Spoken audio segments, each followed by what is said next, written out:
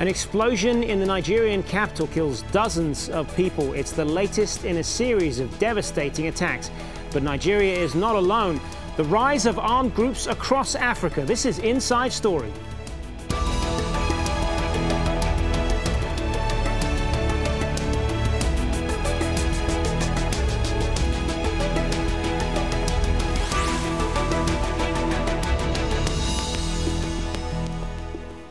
Hello and welcome to the program. I'm Hazem Sika. At least 21 people have been killed during a bomb attack at a busy shopping district in the Nigerian capital, Abuja. Although no one has claimed responsibility so far, it's similar to other attacks carried out by the armed group Boko Haram. And Jazeera's Yvonne Dege has more now from Abuja. The bomb hit a popular mall for electronic goods in Abuja, just as people were getting ready to watch Nigeria play Argentina at the World Cup on the many TV screens for sale inside. Parts of the building were completely destroyed by the impact of the explosion and many windows blown out. Witnesses told us they saw body parts scattered around the entrance of the mall, which took the worst of the force of the blast, and many cars parked outside were destroyed. I lost a driver. And why? Because I came to photocopy for 10 naira. A page. I lost a driver that has 3 wives and 8 children. And this driver is not supposed to bring me here, but I forced him. I begged him to take me here. And this is the end. And these children, they are going to school. He's the one taking care of his family and the children. How are we going to do with the children? Emergency services arrived on the scene to rescue the injured and remove the dead. The area was then cordoned off by the police and military as bomb squad experts combed the area for more devices. At the scene, the police said it was too early to say who or what caused the explosion. You can all see that we just recorded an unfortunate bomb blast here. For now, we cannot tell you much. We can't tell you the nature or perhaps the kind of explosion that was used. No group has claimed responsibility for the bombing, but it does look like the group Boko Haram might be behind it. They blew up this bus station in Abuja in April, killing more than 75 people. Days later, they struck again, killing dozens. We are Boko Haram. In this video, released in April, Abubakar Shekau, the group's leader, promises to attack the capital again and again. The group want a strict form of Islamic law imposed throughout the country and have been behind many bombings since 2009. Nigeria's security services insist they're winning the war against Boko Haram, but say these kinds of attacks are difficult to stop. An investigation has been launched into the cause of the explosion and security beefed up across the capital. Yvonne Dege, Al Jazeera, Abuja, Nigeria. Well, despite the state of emergency in northern Nigeria, which was put in place a year ago, Boko Haram fighters are increasing their attacks. In May, twin car bombs in the central city of Jos killed more than 130 people. The previous month, more than 120 were also killed at a busy bus station in 2 separate explosions in Abuja. And on the same day, Boko Haram kidnapped more than 200 schoolgirls from Borno State, drawing international condemnation. So lots to talk about then. Let's bring in our guests. In Abuja, we have Shehu Sani, president of the Civil Rights Congress of Nigeria. Sani has mediated between the Nigerian government and Boko Haram. In London, A.O. Johnson, director of Viewpoint Africa, and in Hartford, in the U.S. state of Connecticut, we're joined by Daniel Wagner, CEO of Country Risk Solutions. Good to have you all with us, gentlemen. A.O. Johnson, just how powerful a threat is Boko Haram right now? Because they are increasingly, with all of these attacks that have happened just in the last couple of months, able to strike at will whenever they want, wherever they want. They are indeed a massive force, one that the Nigerian government has come to realize over many months and at least many years. They've attacked at will. They've shown that the Nigerian security forces have been unable to stop them. The intelligence has failed. To an extent, they have really been a thorn in the side of Goodluck Jonathan's administration. And ultimately, many Nigerians feel that they don't feel safe. They believe that their lives are being put at risk. They're not sure whether they'll be kidnapped or whether there'll be a bomb attack or ultimately whether their lives will be lost. So I think the bottom line here is that Boko Haram has showed many frailty for which the Nigerian government and the security forces have to be blamed. And ultimately, many Nigerians are asking very vital questions. When will the government start taking Boko Haram seriously? Yeah, let's talk more about the security forces and where they fit into all of this. I mean, are they part of the problem? The accusations of corruption within the government and within the security forces, accusations of brutality and the rest of it. Aren't they? Isn't there legitimate criticism that they are almost become a recruiting tool for Boko Haram? I think the Nigerian intelligence has failed. The security forces have shown an inept. Of course, Boko Haram has shown these frailties, but the amount of money that Nigeria has, we must remember that it's one of the third most popular countries across the entire African continent for foreign direct investment. You have an economy that's doing reasonably well. There's billions of nairas that's been poured into the army, for which the army should have sophisticated weaponry to be able to tackle this problem. But yet still we find in places where Boko Haram seems to have the upper hand, better weaponry, sometimes outmanning the security forces, and showing Nigeria for its frailty, which for a country of its size, for its capabilities, very, very poor indeed. Well, why is that? Why is Boko Haram so much better equipped than Johnson, than the government forces, if so much money is being poured into them? Because it kind of begs the question from a lot of people: the money is just not going to the right places; it's being pocketed.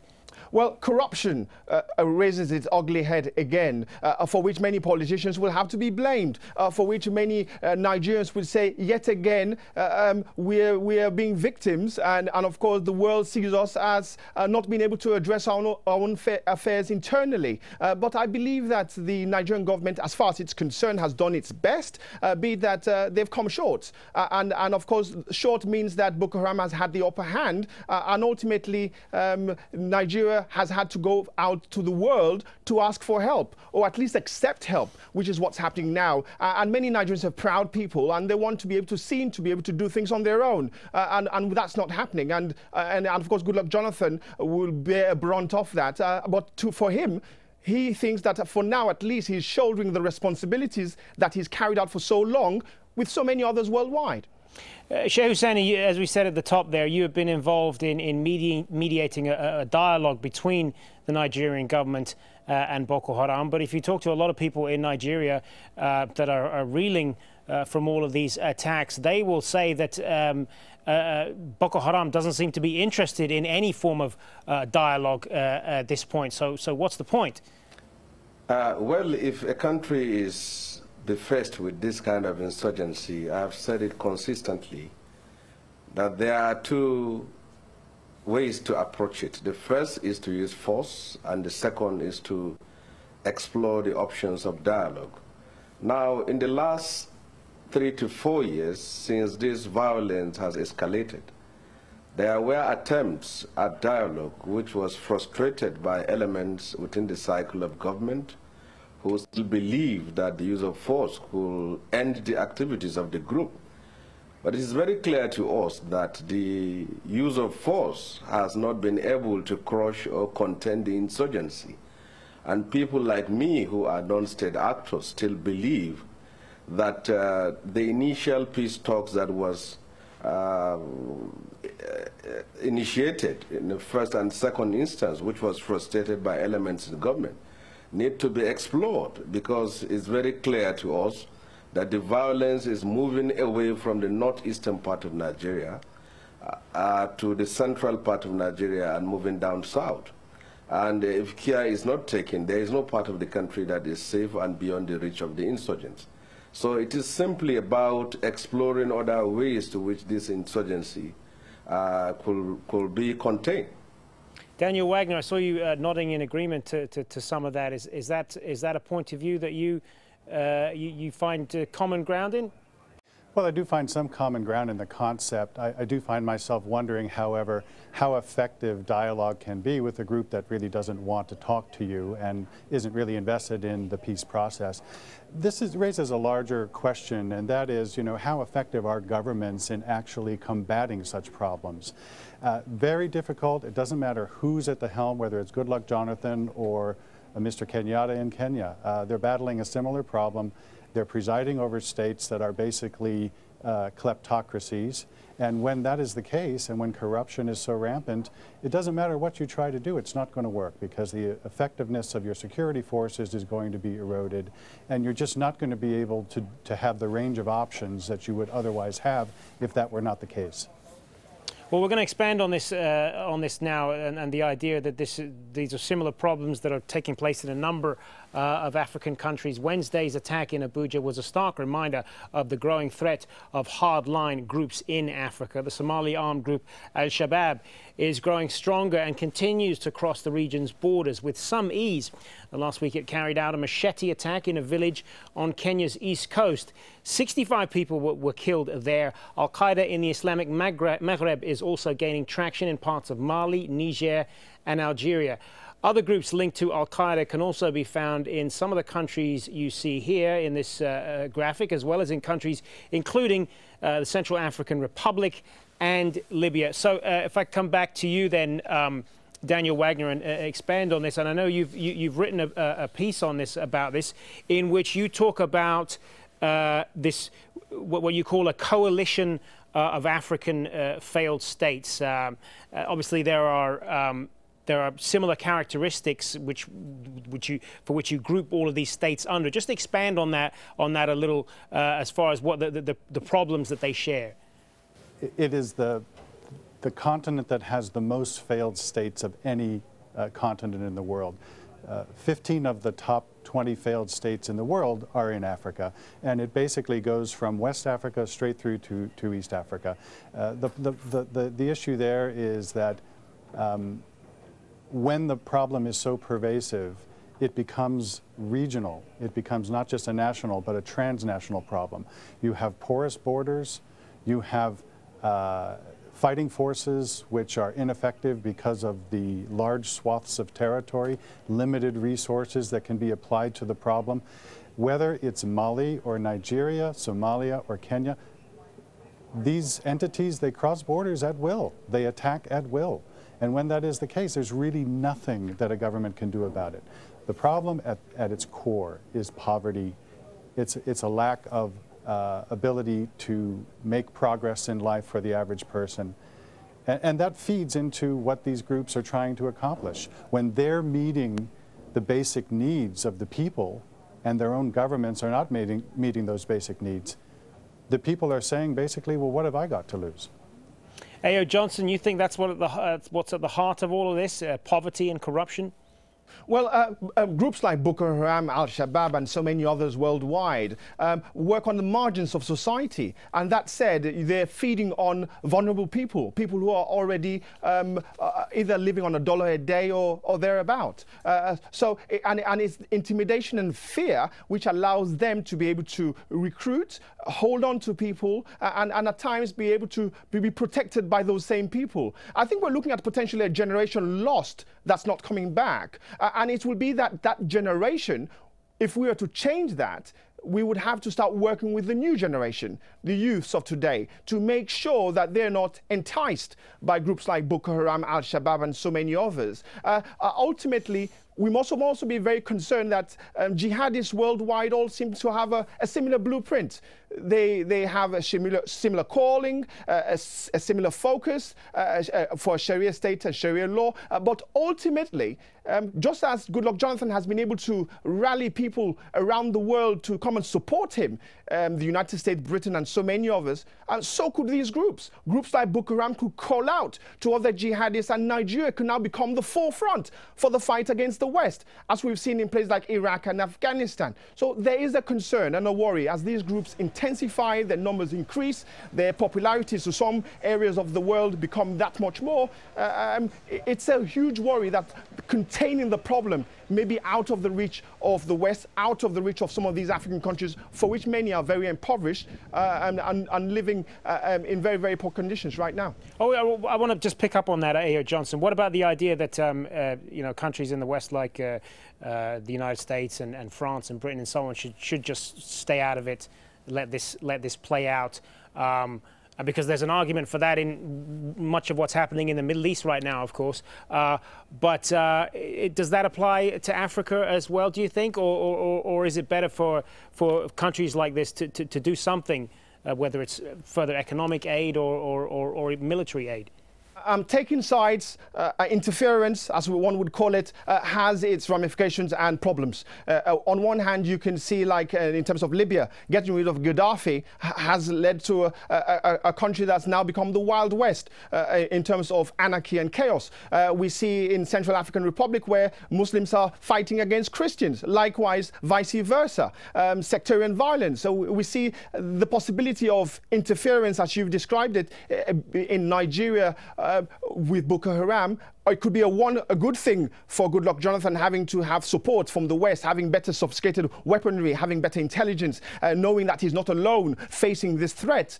But that in itself means that he's exposing Nigeria to a potential bigger problem for which jihadists worldwide could rally, focus, and then who knows where Nigeria can become in terms of how we've seen how countries like Afghanistan and Iraq have evolved over time. It's a dangerous strategy, but I think people like Goodluck Jonathan, president of Goodluck Jonathan, finds himself in a bind. On one hand, he can't refuse help because he's in a position where he needs help. He's shown that his security forces have shown an inept to be able to deal with the problem.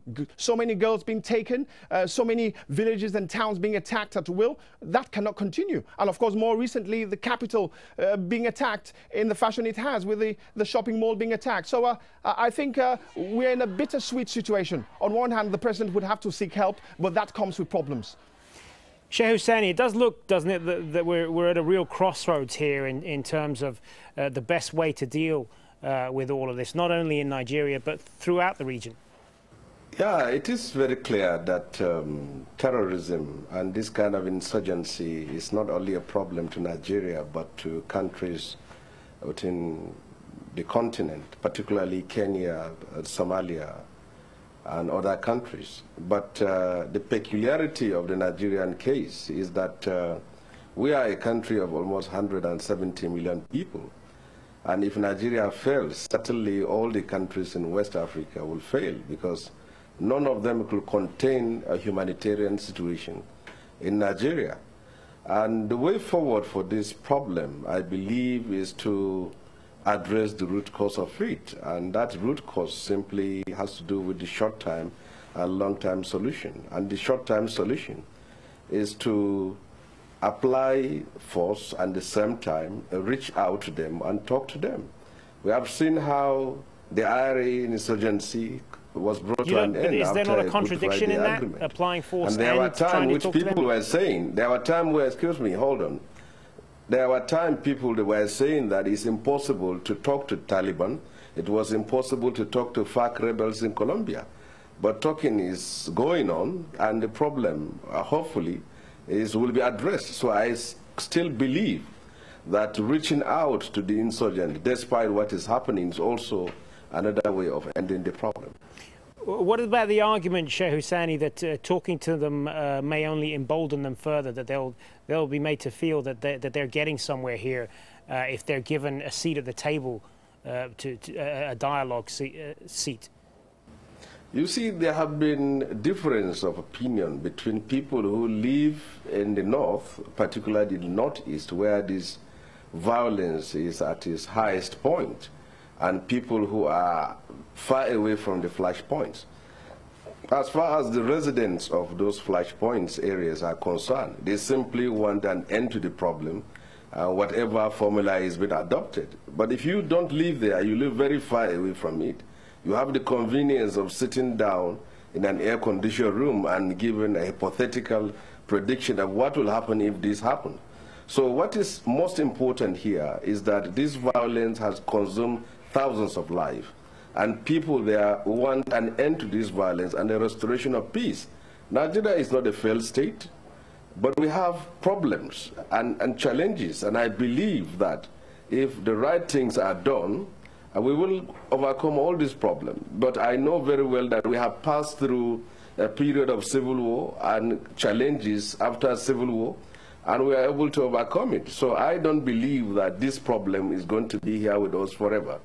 But all that is needed is for the government to use the other option, which they are using now, at the same time explore the option of giving those of us who still believe that they can initiate a process that will end this group the chance to do it.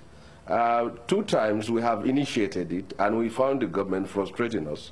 And I still believe that in as much as other conflicts, other parts of the world will end through negotiation, we can also do it here. I want to go back to A.O. Johnson, get his view on this, because you were shaking your head to some of that. The bottom line, I think the sledgehammer approach may or may not work because on one hand, negotiating with this group in the past, the idea was so, as far as the government is concerned, Nigerian government is concerned, they're so distanced away in terms of ideology that there's no common ground. And I believe that Boko Haram has crossed the red line of no return. The numbers of people that have been killed, the frequency of the bombings, of course, holding on to these young children for so long and even taking more, showing a weak spot from the government perspective, makes it very difficult to be able to negotiate with this group. And I just don't believe that they can be negotiated with because we are so far in terms of poles apart, in terms of ideology and what they've done already. I don't think Nigerians would ever forgive them. But they have a carrot and a stick approach. On one hand, they have the girls, and I'm sure they will use those girls to negotiate their way out of trouble and negotiate probably the freedom of some of their fighters who are in Nigerian jails. But then lies the problem itself. They will keep on fighting. What's been shown quite clear is that Boko Haram will not stop. Nothing will stop what they are focused on. The only thing that will stop them would be if they're taken out. And then for you to take them out, you need your intelligence to be at its best to find out where they are. Daniel Wagner, when you look at groups like Boko Haram in Nigeria and Al-Qaeda in the Islamic Maghreb, there's an argument that says these are localized groups with local goals, and to try to lump them all in the same category and come up with a kind of one-size-fits-all way of dealing with them is the wrong approach. What do you say to that? Yeah, I do agree that there has to be some customization to the approach, but I think I want to pick up on some points that were made earlier. And that is that when you're negotiating with organizations like Boko Haram and Al-Shabaab, and you're not negotiating from a position of strength, it's very different than if you are negotiating from a position of strength. And so to make a comparison, for example, with the Taliban or, for instance, negotiating with Iran, very, very different here. It's Al-Shabaab and Boko Haram that are actually negotiating from a position of strength, and that's why they're not anxious to get to the negotiating table. I think what they all have in common is that until state forces can mount an effective opposition to what is going on, I'm not even sure I see a reason to be going to the negotiating table, because when you're negotiating from a position of weakness, you don't end up with the result that you want to get. I want to come back to you, Sheikh Hussaini, if you want to respond to what you've just heard there, the idea that things have gone beyond any kind of negotiation at the moment. Well, I have had such analysis and commentaries. It's just like the Chibok girls that are currently in captivity with the insurgents. The insurgents said they want a swap. So what is needed is simply for the government to swap these insurgents with their members and their family members who are in detention. But the argument is that if you do that, it will encourage more kidnappings. But kidnapping is still going on right after the Chibok girls. And if the Israel could swap some Palestinians for one of their soldiers, and if the United States could swap some Talibans with one of their soldiers, I don't see the reason why Nigerians should not be able to swap, because you cannot adopt or apply any military approach with those girls still on the crosshair with the insurgents. All right, on that we are going to have to leave it. Thank you to all of our guests, Sheikh Hussaini in Abuja, Ayud Johnson in London, and Daniel Wagner in Hartford. Good discussion. Thanks for your time. And do please let us know your thoughts as well. You can add your voice to the discussion at facebook.com/AJ Inside Story, or why not tweet us? Go to @AJ Inside Story. I'm Hazem Seeker. Thanks for watching. Bye for now.